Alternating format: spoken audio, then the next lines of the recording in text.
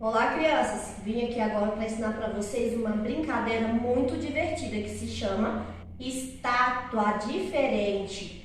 Como é que é essa brincadeira, tia? Você vai chamar duas pessoas para poder brincar com você e mais uma pessoa.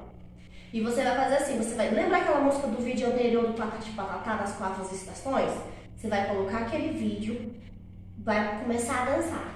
Dança, dança, dança. De repente o vídeo vai parar. Quando o vídeo parar, aquela outra pessoa que está brincando com você, que está comandando a brincadeira, vai falar estátua e vai falar uma estação. Quando ela falar essa estação, você vai fazer o que representa aquela estação. Vamos supor que ela falou assim, inverno. Aí você vai fazer, que frio. Mas em forma de estátua. Combinado assim? Então quero ver vocês se divertirem. Faça um vídeo e manda pra tia, tá bom? Beijo e até logo!